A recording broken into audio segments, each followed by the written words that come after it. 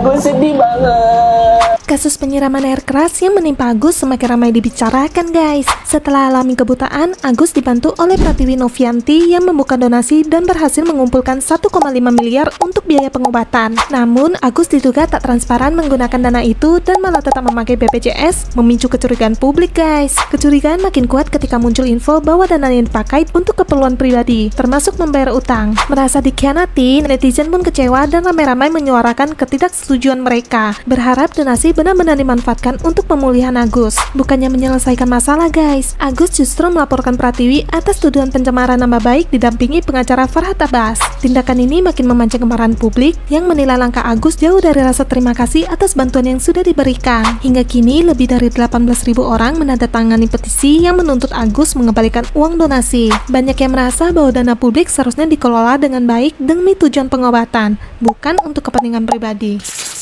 Najwa Shihab lagi jadi sasaran netizen nih guys, terutama di TikTok gara-gara komennya soal Jokowi nebeng pesawat TNI AU pas pulang ke Solo setelah lengser. Netizen heboh, bahkan ada yang sampai bakar buku Najwa. Ucapan itu dia lontarin pas live pelantikan presiden baru dan langsung bikin nama Najwa trending di X. Komentar Najwa ini bikin pro dan kontra guys. Sebagian netizen di TikTok merasa Najwa terlalu ikut campur dan nyinyir sampai keluar kata-kata kasar, bahkan tuntutan agar dia minta maaf ke Jokowi. Komen soal nebeng ini seolah jadi pemicu buat netizen yang udah lama kesel sama Najwa. Gak cuma di TikTok guys, di X pun Najwa diserang habis-habisan. Banyak yang nyebut dia provokator, bahkan ada yang suruh dia pulang kampung. Emosi netizen makin gak kebendung dengan tuduhan dan cibiran ke arah pribadi. Dari yang awalnya soal pesawat, kontroversi ini makin lebar guys. Warganet ramai-ramai minta Najwa lebih hati-hati dan gak asal ngomong. Kasus ini emang nunjukin di era media sosial, sedikit komentar aja bisa jadi bola panas.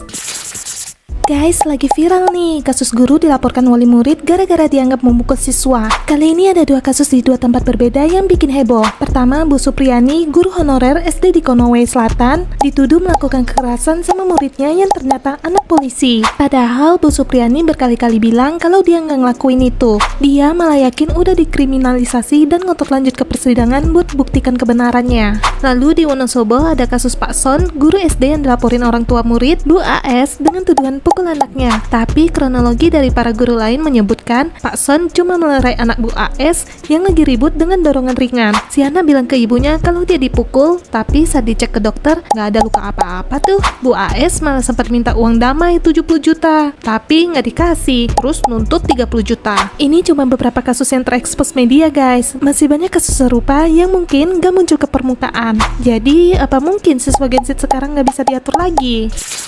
Spider-Man 4 yang dibintangi Tom Holland bakal mulai syuting musim panas mendatang dan dirilis pada 24 Juli 2026. Film ini bakal kembali digarap oleh penulis No Way Home, Eric Sommers, dan Chris McKenna dan disutradarai Destin Daniel Cretton. Film ini akan melanjutkan kisah dari No Way Home di mana dunia sudah melupakan Peter Parker. Tom Holland dan Zendaya mengaku sangat bersemangat guys setelah membaca draft naskah pertama yang mereka bilang penuh aksi dan akan jadi pengalaman seru buat penggemar. Tom Holland bahkan bilang bahwa dirinya dan Zendaya sampai loncat kegirangan membaca naskah ini karena ceritanya sangat menggugah. Meski masih ada beberapa hal yang perlu disempurnakan, mereka yakin Spider-Man 4 ini bakal memberi pengalaman yang tak terlupakan. Fans siap-siap dimanjakan dengan kisah Spider-Man berjuang untuk mendapatkan kembali kepercayaan warga New York dan dunia. Tak hanya Spider-Man guys, Holland juga telah mendapat peran di proyek film baru Christopher Nolan dan ia menyebutnya sebagai panggilan telepon seumur hidup. Momen ini mengingatkannya pada saat pertama kali ditawari peran sebagai Spider-Man. Holland begitu antusias dengan proyek ini meski belum tahu banyak detailnya. Kolaborasi apik Rose Blackpink dan Bruno Mars dalam single Apathy lagi-lagi bikin heboh guys. Lagu ini langsung trending di TikTok berkat nadanya yang easy listening dan dance challenge khas yang diciptakan fansnya. Sayangnya nih ya, lagu yang sempat ditonton lebih dari 217 juta kali dalam 13 hari ini kena larangan di beberapa negara loh, termasuk Korea dan Malaysia. Di Korea, Apathy dianggap terlalu catchy dan dikhawatirkan mengganggu konsentrasi siswa yang lagi persiapan ujian masuk perguruan tinggi GCAT. Di Malaysia, kabarnya Kementerian Kesehatan juga ngelarang lagu ini guys, karena konsep lirik apartemen dianggap nggak sesuai sama nilai-nilai tradisional. Selain itu, ada tuduhan plagiarisme yang menambah panasnya kontroversi karena melodi Apathy dianggap mirip sama lagu Jepang populer dari 2013, seri I Can Be a Good Hit. Di balik kontroversinya, Apathy punya makna yang dalam tentang perasaan sulitnya mengungkapkan cinta dalam hubungan modern. Simbol-simbol emoji seperti hati dan ciuman jadi cara karakter dalam lagu ini mengekspresikan rindu yang terpendam. Lagu ini juga ternyata terinspirasi dari permainan remaja Korea, di mana mereka menyatukan tangan dan bertaruh dengan soju. Ri, padang aja Ri. Masa sih yang jualan nasi padang cuma boleh orang Minang? Aksi sejumlah orang di Paburuan, Cirebon yang mencopot lebar masakan padang di warung makan viral di media sosial, guys. Kejadian ini memicu tanggapan keras dari Andre Rosiade, Ketua Harian Ikatan Keluarga Minang atau IKM, yang menegaskan kalau kuliner Padang adalah kekayaan Nusantara yang bebas dijual siapa saja, nggak peduli suku atau asalnya. Dia meminta agar insiden ini diakhiri karena bisa merusak rasa persaudaraan antar warga. Menurut Andre, semua WNI punya hak jualan nasi Padang, guys, dan nggak ada larangan siapapun untuk buka restoran Padang. Dia juga meluruskan bahwa lisensi dari IKM bukan buat membatasi, tapi lebih ke menjaga kualitas rasa yang khas. Lisensi ini juga gratis dan tidak dimaksudkan untuk mengontrol kepemilikan restoran Padang. Polsek Paburuan membenarkan kejadian pencopotan label pada Kamis 17 Oktober lalu dengan alasan harga jual yang dianggap terlalu murah, guys, yaitu Rp10.000. Nah, gimana menurut kalian? Harusnya kuliner khas itu bebas dijual siapa saja atau memang perlu aturan khusus biar tetap otentik? Kenapa sih iPhone 16 nggak boleh dijual di Indonesia? Nah, ini nih guys alasannya. Ternyata Apple belum kantongi sertifikasi tingkat kandungan dalam negeri atau TKDN dari Kemenperin. Aturannya TKDN minimal harus 35%, tapi Apple belum memenuhi syarat ini karena komitmen investasinya belum tuntas. Meski begitu, buat yang bawa iPhone 16 dari luar negeri untuk pemakaian pribadi boleh aja, asal bayar pajak dan daftar IMEI dulu. Tapi ingat, maksimal cuma 2 unit ya. Apple punya cara beda untuk memenuhi TKDN dibanding merek lain seperti Samsung atau Oppo. Mereka lebih pilih jalur investasi riset dan pengembangan lewat Apple Developer Academy ketimbang bikin pabrik di Indonesia, guys. Investasi yang sudah berjalan sekitar 1,48 triliun ini masih kurang sekitar 240 miliar dari target 1,71 triliun. Makanya sertifikat TKDN buat iPhone 16 series belum bisa keluar. Sementara vendor lain udah punya pabrik lokal, Apple malah jalan sendiri dan fokus di pengembangan bakat teknologi tanah air. Jadi kehadiran iPhone 16 ini tetap bikin penasaran, guys, tapi juga jadi tanda tanya soal masa depannya di Indonesia.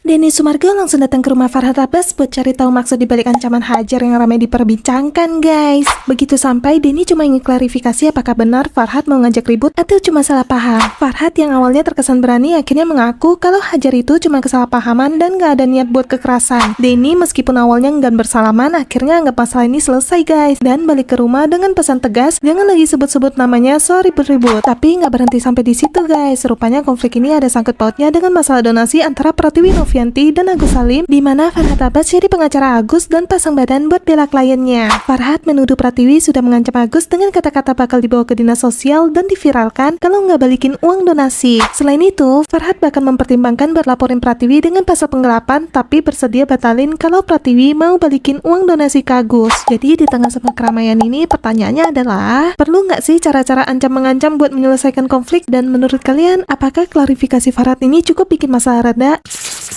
Korupsi di lingkungan Kementerian Perhubungan kembali jadi sorotan, guys. Kenapa dugaan penyalahgunaan dana publik ini terus berulang ya? Kasus terbaru menjerat mantan Dirjen Perkeretaapian Kemenhub, Prasetyo Budi Cahyono, yang ditetapkan sebagai tersangka atas dugaan korupsi dalam proyek pembangunan jalur kereta api Besi Tanglangsa di Medan yang berlangsung sejak 2015 hingga 2023. Berdasarkan hasil penyelidikan yang intensif, Kejaksaan Agung menetapkan Prasetyo sebagai tersangka pada 3 November 2024 setelah pemeriksaan 3 jam, guys. Prasetyo kini menjalani penahanan selama 20 hari di Rutan Salemba, Cabang Kejaksaan Agung untuk proses penyelidikan lebih lanjut. Direktur Penyidikan Jaksa Agung Muda Bidang Tindak Pidana Khusus Abdul Kohar mengungkapkan bahwa penahanan ini dilakukan setelah adanya bukti yang cukup mengenai keterlibatannya dalam proyek permasalahan tersebut. Prasetyo diduga melanggar sejumlah pasal dalam UU Tipikor terkait penyalahgunaan kewenangan dan pengelolaan dana. Kejadian ini kembali membangkitkan pertanyaan publik tentang efektivitas pengawasan dan sistem anti korupsi di sektor perhubungan. Apakah langkah penegakan hukum yang diambil Kejagung kali ini bisa memberi efek jerah?